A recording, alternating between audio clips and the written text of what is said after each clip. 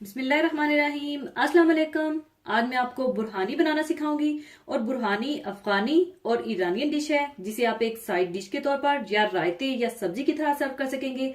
तो इसको बनाने के लिए आप ले लीजिए बैंगन 2 अदद, जो कि तकरीबन 700 ग्राम के हैं। इन्हें आप इस तरह स्लाइस्ड करके रख लीजिएगा।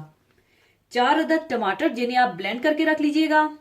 दही 1 कप, तेल 1/4 कप, नमक हस्बे जरूरत, सुर्ख मिर्च पाउडर 1/4 टीस्पून, भुना कुटा जीरा 1 टीस्पून, साबुत सफेद जीरा 1 टीस्पून, लहसुन पिसा हुआ 1 टीस्पून, कड़ी पत्ते 7 अदद, राई दाना 1 टीस्पून और सूखी सुर्ख मिर्चें 3 अदद और थोड़ा सा कटा हुआ हरा धनिया और हरी मिर्चें। और तलने के लिए तेल चाहिए होगा। सबसे पहले आप एक सॉस पैन में टमाटो प्यूरी डाल लें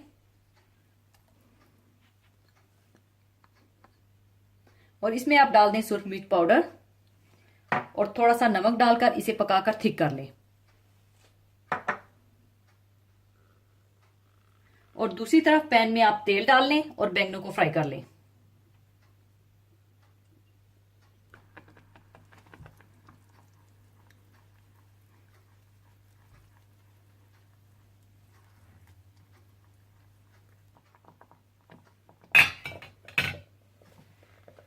और इस तरह से आप बैंगन फ्राई कर लें और ऊपर थोड़ा थोड़ा नमक डाल दें।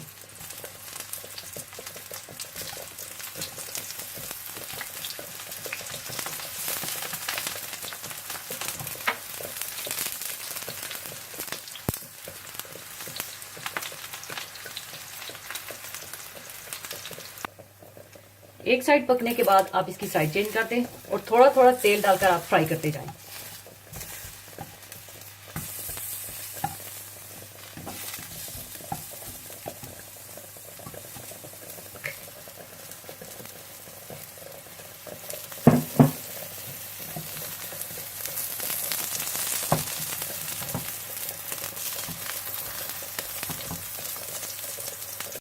इस तरह से फ्राई करने के बाद आप इन्हें निकाल लें और एक डिश में फैला लें।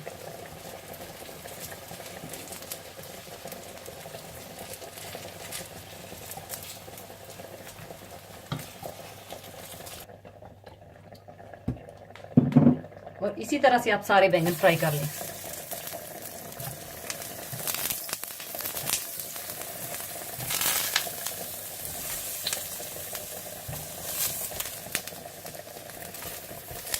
ये बैंगन अच्छे से फ्राई हो चुके हैं और इन्हें अच्छा सा फ्राई कीजिएगा ताकि ये अच्छे से गल भी जाए।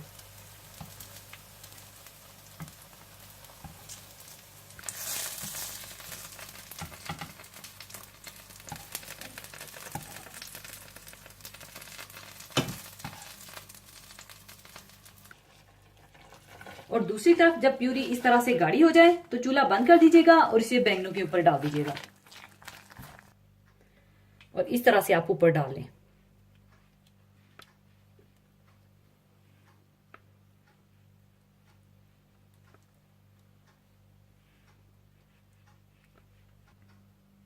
इसके बाद आप दही में नमक डाल लें, पिसा हुआ लहसुन और भुना कुटा जीरा डालकर अच्छी तरह से मिला लें और इसे भी आप ऊपर डाल दें।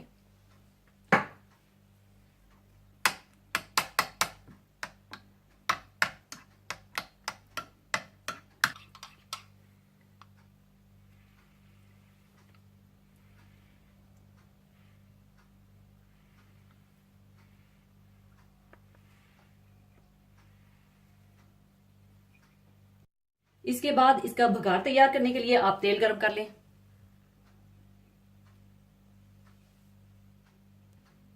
और जब तेल गर्म हो जाए तो आप इसमें राई दाना,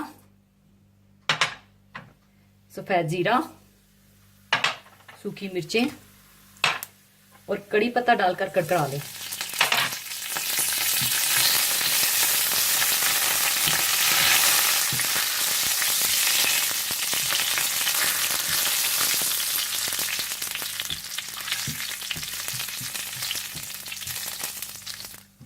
और जब अच्छी सी खुशबू आने लगे तो आप बघार को इसके ऊपर डाल दें।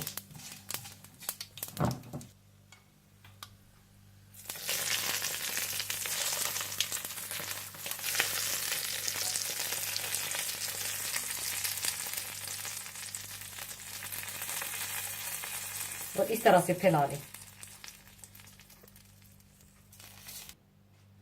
ऊपर आप बारीक कटी हुई हरी मिर्चें और हरा धनिया डाल दें।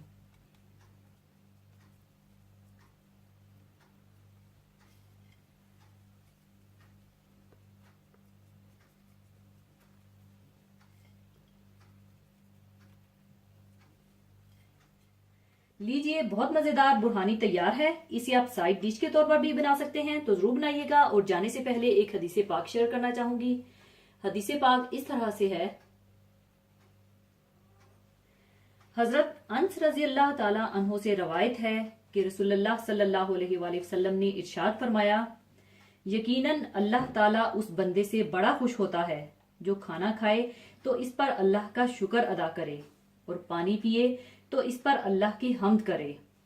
खाना पीना जिसमें इंसान के भूखो जबान की लज्जत का सामान है, अगर खाने पीने से पहले बिस्मिल्लाह और खाने पीने के आखिर में अल्लाह ताला की हम्द और शुक्र अदा किया जाए, तो खाने पीने का ये बज़ाहिर खालस मादी अमल एक रूहानी इबादत बन जाती है और इस पर अल्लाह की इबादत का रंग चढ़ जाता है। दरअसल हर वो अमल जो कि अल्लाह के हुक्म और शरीयत की तालीम के मुताबिक है, अल्लाह ताला की रजा की खातिर और सुन्नत नबवी सल्लल्लाहु अलैहि वसल्लम की तकलीद में अजर व सवाब की उम्मीद पर यकीन के साथ अंजाम देना इबादत ही है। और ये बात हर आदत को इबादत बना देती है, और ये रूह निकल जाए तो हर इबादत खाली आदत और महज रस्म और नफ्स की पैरवी रह जाती है।